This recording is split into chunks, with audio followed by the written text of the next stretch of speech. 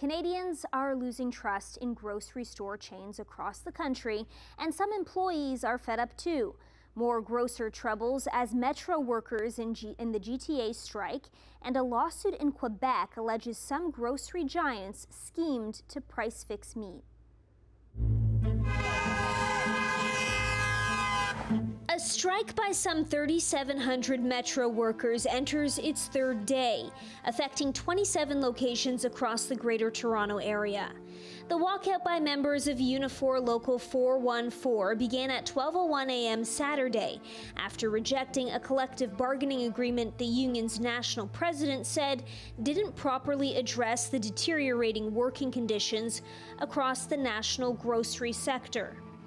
It's a big deal, impacting a lot of people and grocery stores. Metro says the affected stores will be closed for the duration of the strike, but pharmacies will remain open. It's the latest in the never-ending grocery store news in Canada. It's a hot topic because so many people are frustrated and feeling the pain at the checkout. And now, a lawsuit out of Quebec alleges that Loblaw, Metro, Maple Leaf Foods, Walmart, and Weston bakeries illegally fixed the price of meat. Customers allegedly overpaying for meat products in the billions of dollars. We've heard of price fixing before. This year, Canada Bread admitted it colluded to fix bread prices starting back in 2007. The scheme infuriating Canadians who were paying more for the staple for years, while a corporation profited.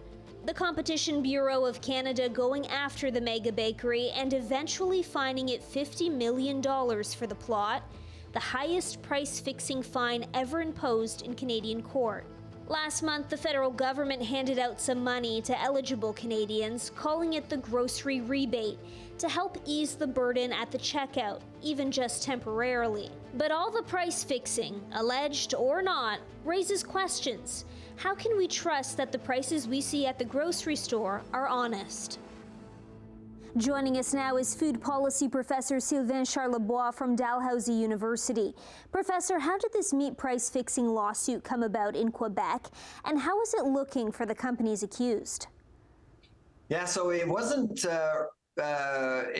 really a surprise because we saw elements of a potential lawsuit a few weeks ago when documents were released by certain newspapers alleging that perhaps the bread price fixing scheme has spread beyond the bakery section of the grocery store because of Canada Bread's involvement into the bread price scandal. And of course, at the time, Canada Bread was actually owned by Maple Leaf Foods, a major player in the meat space.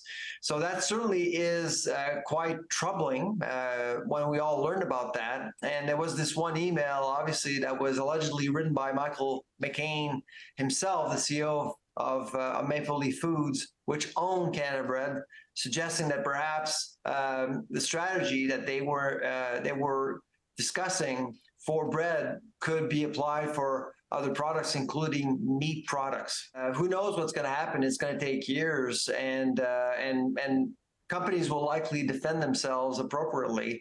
But it's the trust. It's the trust that is going to be impacted. Consumers are increasingly concerned about what's happening in the food industry. They saw food prices go up. They're wondering why food prices are still going up versus general inflation. And they heard about the bread situation and now meat. I'm certainly concerned about this price-fixing culture that we are seeing right now. What kinds of safeguards, if any, are in place to make sure companies don't gouge customers? And who is responsible for keeping these companies honest? Well, I think it boils down to the Competition Bureau. But let's be honest here, the Bureau's track record is not very good. With the bread price fixing scandal, we saw 7 companies that were allegedly being called as being involved, and 3 of them have come forward with an admission. There was not enough evidence for the Bureau to make sure that these companies were pursued before the law. And so these are not encouraging results. And so that's why right now you're seeing lawyers and law firms doing all the work that the Bureau should be doing itself. Turning now to the Metro workers' strike in the GTA, what are the employees fighting for, and do you think this action will have a domino effect in the grocery store industry?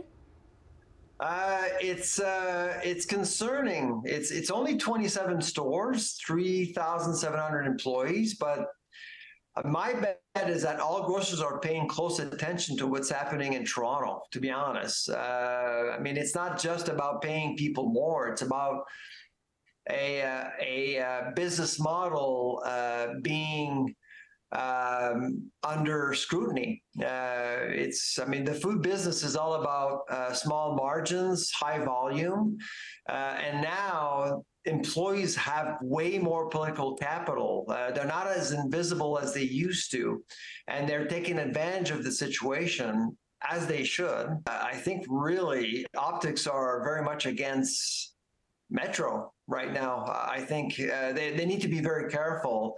They could close stores, but that would look really, really bad. And I don't think consumers would forgive Metro for that. So they have to be extremely careful with how they're handling the situation. But like I said, I think all grocers in the country are paying close attention to what's happening right now. Thanks so much for joining us, Professor. My pleasure.